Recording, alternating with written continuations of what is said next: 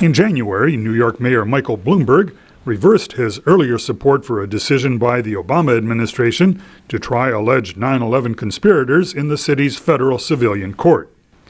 Bloomberg said such trials would cost the city hundreds of millions of dollars in added security costs. There are places that would be less expensive for the taxpayers and less disruptive for New York City. For example, military bases.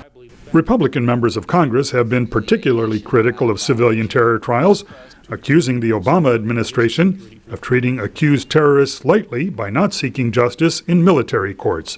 Alabama Republican Senator Jeff Sessions. Civilian trials for terrorist combatants are not required by law, policy, history, treaty, or plain justice. Yet this policy, it appears, still remains in effect, or at least unsettled. Attorney General Eric Holder has indicated the issue is indeed unsettled. No final decision has been made about the forum in which Khalid Sheikh Mohammed and his co-defendants will be tried. As I said from the outset, this is a very close call. It should be clear to everyone by now that there are many legal, national security, and practical factors that have to be considered here. There have been no security breaches at any of the civilian terror trials that have taken place so far.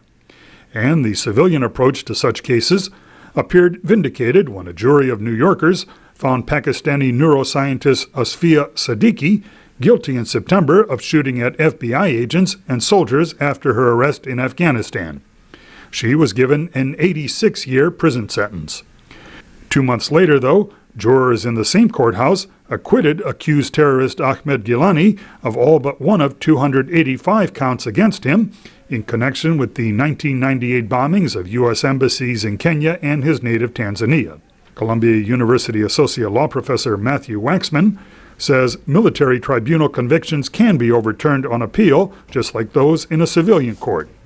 And he says sentencing in such tribunals is not necessarily stricter. We've certainly seen many civilian trials go to judgment in terrorism cases and impose very stiff sentences on terrorism suspects. And we've seen military commissions that have resulted in relatively short sentences.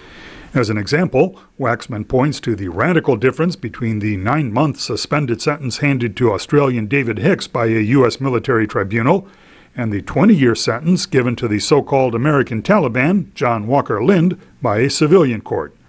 Both were arrested in Afghanistan, where they had joined the Taliban. A military tribunal also gave a 5.5-year sentence to Salim Ahmed Hamdan, a bodyguard and driver of al-Qaeda leader Osama bin Laden, while Ahmed Gilani faces a minimum 20-year sentence in a civilian court. Meanwhile, there is no decision on when and where to try Khalid Sheikh Mohammed. It's also possible, in fact, that he will be held indefinitely as an enemy combatant at the U.S. Military Detention Center in Guantanamo Bay, Cuba. Lower-level suspects at the same time may continue to face justice in civilian courts. Peter Fedinsky, VOA News, New York.